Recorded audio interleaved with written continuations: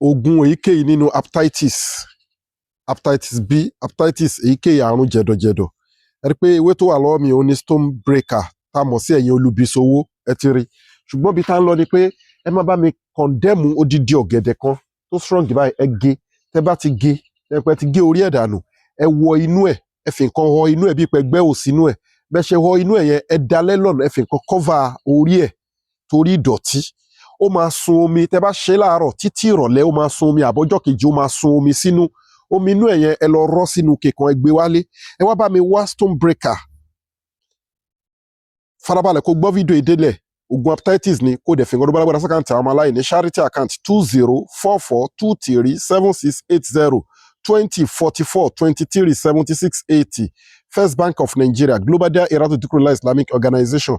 Ṣé ẹ ti gba omi ọ̀gẹ̀dẹ̀ yẹn ti gbé wálé? Ó yá ẹ bá mi gẹ́ẹ̀tì stone breaker, ewé ẹ̀yìn olùbísowó, ẹ gẹ́ẹ̀tì lemongrass, ẹ gẹ́ẹ̀tì abèrè, ẹ gẹ́ẹ̀tì ginger, ẹ gẹ́ẹ̀tì garlic, ẹ gẹ́ẹ̀tì turmeric.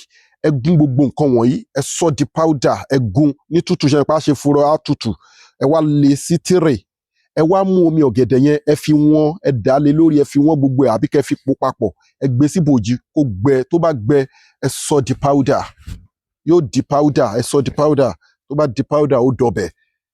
Aláwọn powder fún lóríṣiríṣi tó jẹ́ package both natural and spiritual lórí hepatitis.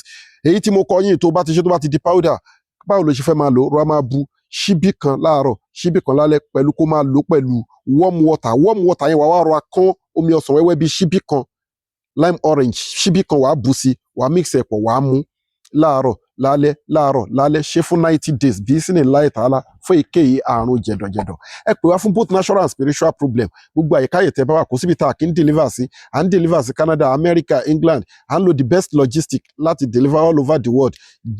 DHL and GIG logistic. Customer ló máa sanwó delivery. Ètò àwẹ̀ wà tá a fi yanjú problem fáwọn èèyàn. Ètò àdúrà wà, ètò sàárà wà. Àwọn halal powder wà lóríṣiríṣi. Àtàwọn brand product wa tó jẹ́ made in India, packed in South Africa. Bí sínú láì tààlà right way lẹ́wà for both natural and spiritual problem. Ẹ contact Sheikh Afagba International Limited under Global Dahiratu Dhikrlahi Islamic Organization.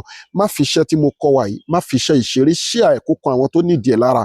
Ẹ̀yin tó fẹ́ full package ẹ̀, ẹ pè wá ká fún yín láwọn powder ẹ̀ lóríṣiríṣi lórí àrùn jẹ̀dọ̀jẹ̀dọ̀, hepatitis B.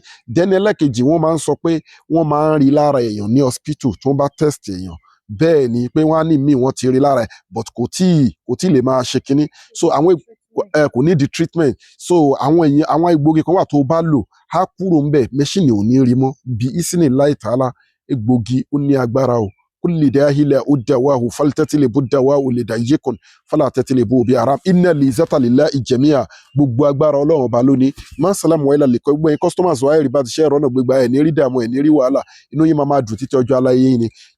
Inna lizata lillahi jami'a. Gbogbo agbára Ọlọ́run ọba lónìí. Má sàlámù wáyé lálẹ́ kọ́. Thank you very much. Jazakallahu kullal khairin. Ẹ ṣé gan.